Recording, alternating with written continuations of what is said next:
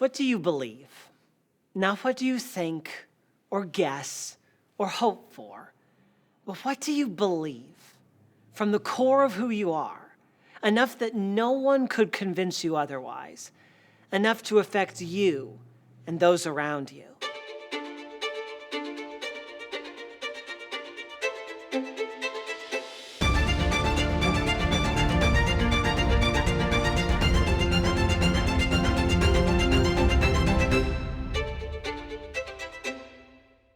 My book is titled Power of the Creed. It's about the Nicene Creed, but the creed itself doesn't get much time in the first chapter. Instead, it starts much more simply with what it means to believe. The chapter opens with a quote by one of the greatest church fathers, John Chrysostom. It goes like this: "It is not possible to become a believer other than by raising oneself above the common customs of the world." What I love about this is how seamlessly John connects believing with action. Today, with so much information at our fingertips, it's easy to think of belief as just mental. We become believers by thinking a certain way, or by saying a certain thing, or by subscribing to a particular set of ideas. This is certainly part of believing, but remember, faith without works, it's dead. See, this is what John is getting at. There will come a time in each of our lives where if we truly believe, our beliefs will put us at odds with the world around us. The question is, how will we respond in that moment? Will we rise above the common customs of the world and act on our beliefs no matter the consequences? Or will we let the opportunity pass us by, push our beliefs to the side, and just do what everyone else is doing? You know, in the chapter, I call these inflection points crossroads, because insignificant as they may seem in the moment, these decisions to believe or not believe, well, they set the course for the rest of our lives. The chapter includes 3 stories like this from the lives of 3 extraordinary Christians: Amy Carmichael, Francis of Assisi, and Mary of Egypt.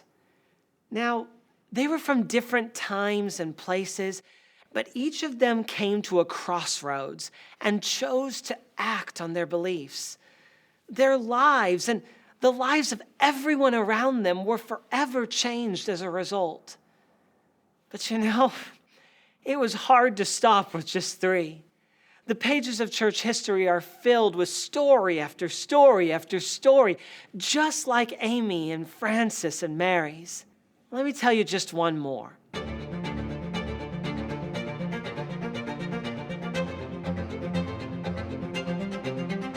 In the early 15th century, the church was split between the Orthodox East and the Catholic West, and had been that way for almost 400 years.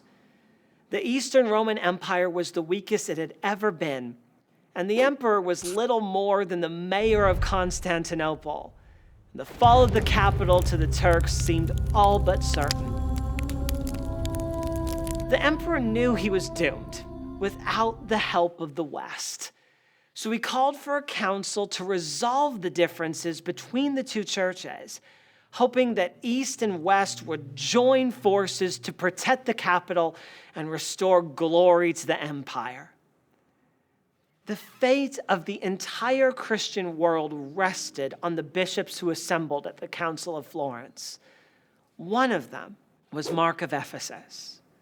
Years later, Mark would be called the conscience of orthodoxy for the hard line he took at the Council of Florence. But in the moment, that crossroads moment, he didn't feel like a hero, and no one called him one. See, the West was willing to help the East. There was just one condition. Each of the bishops had to sign a statement of faith that, while perfectly Christian in the eyes of the West, contained the very statements that had caused the schism 400 years before. The exact content of the document isn't important right now. What matters is that every one of the Eastern bishops took one for the team and said they believed something they didn't to save the empire. Everyone, that is, except Mark of Ephesus. See, Mark loved his country. He loved the church. He wanted unity as much, maybe more than everyone else. He knew his career was finished if he didn't sign the document, and he knew no one would hold him against it, and he knew that no one would hold it against him if he did. But Mark's belief mattered more to him than any of these things. He would not. No, he could not go against what he believed. And so he didn't sign. Now, remember what John Chrysostom said.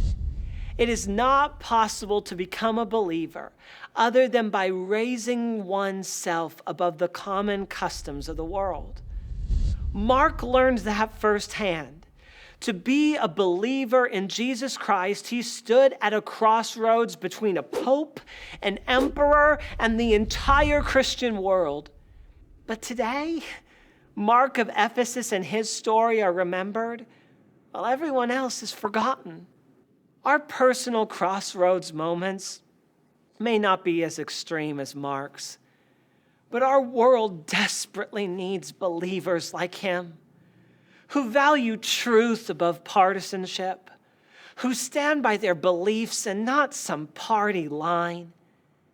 This book is about the process of becoming a believer in Jesus Christ.